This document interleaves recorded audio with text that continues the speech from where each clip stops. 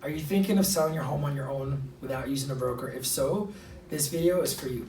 Welcome back to TLT Talks. I'm here today with the one and only Lenny Burdier. Did I get it? Right. You got it. It took me probably like a year. So actually, this is something I wrote about on Forbes about a year ago. As the market becomes challenging and buyers become more and more indecisive, or they're more and more picky, sellers go to try to sell the property on their own without using a broker to save the fee. So this is just, if you're going to do that, we totally respect that, but just beware of these myths.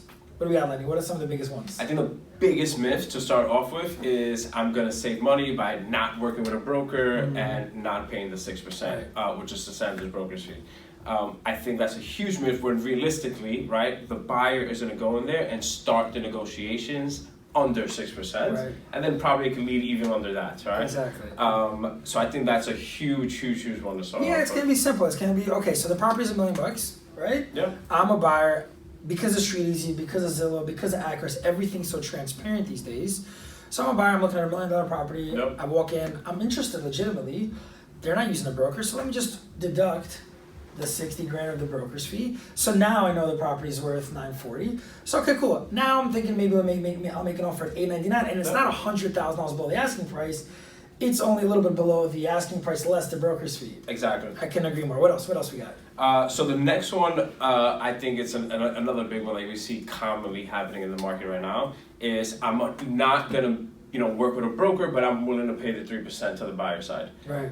Which I think, again, realistically, you're working against yourself because that buyer and that broker are going to work against you, right? They're totally going to not have your best interest in mind when making an offer, when making a negotiation, when asking for concessions or anything like that. They're just not going to be, have your best interest in mind. Yeah, exactly. I mean, essentially, you're paying someone to negotiate against you without any representation of your own. Absolutely. So I hear this all the time. Oh, you know what? I'd rather. I'm cool paying a buyer's broker 3%.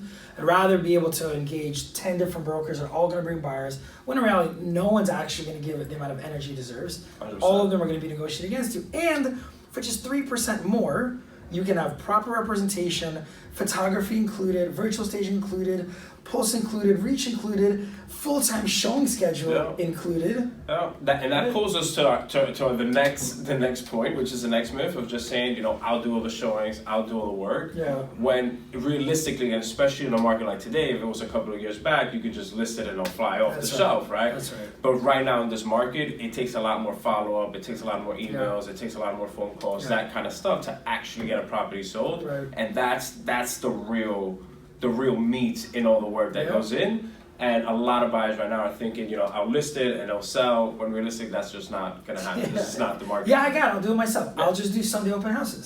That's it. It's just Sundays. Yeah, we'll do 90 minutes on Sunday and I'll just fly. When in reality, buyers are busy. 100%. They want to see properties when they want to see properties. 100%. And so if you're going to take this on and do this year, and just be ready to take a couple weeks off work. And then in addition to the showing schedules to follow. Yeah. So how often do we see someone reach out on Street Easy, hey, I'm interested, we reply, and then disappear off the face of the planet, and we got to follow up 3, 4, 5 times to get them in, or they saw it, they're like, I'm thinking about it, and then you got to follow up for 30, 40 days. We had one buyer that we followed up with for 3 months, and they actually came back and bought the property. And so you got to have the systems, the tools, etc. Lenny, thank you so much. Any final tips? Final tip, a little plug. Compass Concierge. I think this is huge. It just helps a lot with staging, helps with the renovations if you're thinking about that. Make sure to reach out to us and let us know if you have any questions on that. Yeah. But I think that's a huge one. So recap. Myth number 1, saving on this 6%. Chances are, that's not definite, but chances are buyers are savvy. They're going to come in, they're going to deduct the 6%, so you're just not really going to see it there.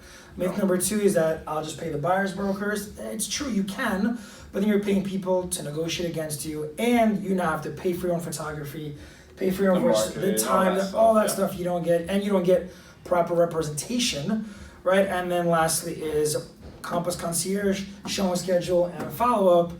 That's what we have for you today. Thank you very much. Lenny, thank you. See you guys. Until next time.